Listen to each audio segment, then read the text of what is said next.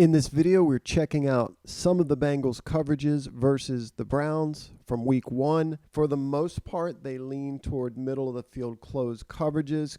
I'm of the opinion that the Ravens would welcome the sort of coverages that we're going to see in the first parts of this video. I think they're going to eat that up. That assumes protection. But even if there are protection issues, as you saw last week in the Ravens opener, you're going to see success in the quick game because I don't think their corners match up against the Ravens wideouts. And with the concession that it was only week 1, I was very underwhelmed with their middle of the field safety. So I would say if you see these coverages, you're going to see a big game Sunday by the Ravens quarterback and the Ravens wideouts. This is a coverage commonly referred to as man-free or sometimes called one rat. This player circled in yellow is the rat. He's essentially the QB spy here, our deep safety in the middle of the field. He's going to read the releases of both number 2 receivers. He's going to hit the post or the seam by either of these two or protect against the post and the seam. And then you have man-to-man matchups all across the board from here. Again, this is a coverage I do expect to see versus the Ravens this Sunday.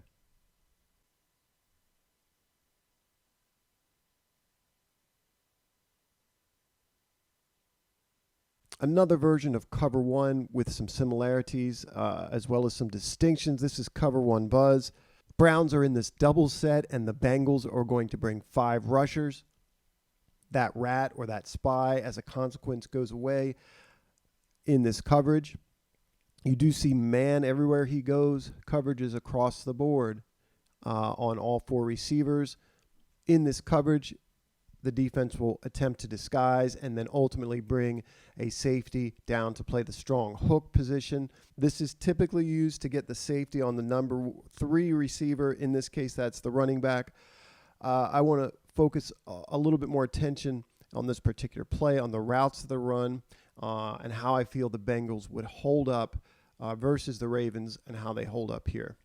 I want to talk about the routes that are run here briefly, and then just look at how the Bengals individually hold up in coverage. Running back's going to come out, sit right over the ball. They have a dragon concept to the boundary. We're going to have a quick out by the tight end, and then a slant over top of that. And then you get double slants on the field side here. Let's watch this play, and then we'll look at the individual matchups. This is a 3-step get the ball out quickly, so I'm guessing he's picking a side before the ball even comes to him. Takes the far slant. That's a great move by number 8. Great shake of the corner. Tons of separation. I guess the ball comes out low. It's interesting to note every single one of these guys comes open. Right here. You see that inside slant open. You see a bit of a bumble here. These two corners run into each other. This could be first week stuff.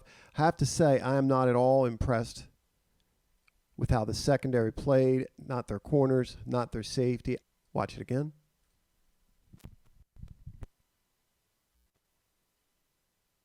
This is another man-free look. The Browns are in a 3 to the field, 2 to the boundary empty set. They bring 4 in pressure. The weak hook player I'm identifying as the rat or the spy. This can change based on the route combinations. If the number 3 receiver were to run under, you would get a call from the strong hook, and he would be backpedaling and with his eyes to the quarterback looking to rob, and he turns into that rat player, that spy player.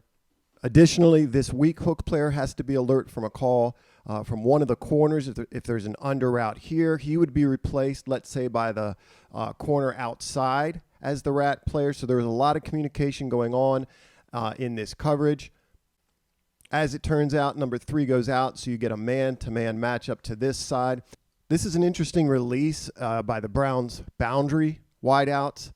Both of them head kind of slowly toward the inside shoulder of this corner. As a result of this release, I think there's some confusion in coverage responsibilities between the inside DB and the outside corner. And you get this sort of very far funnel technique with two running straight by him. And you saw that all day. I'll say this too. I don't think this safety, based on what I've watched, even though it's week 1, has much of a feel for routes around him.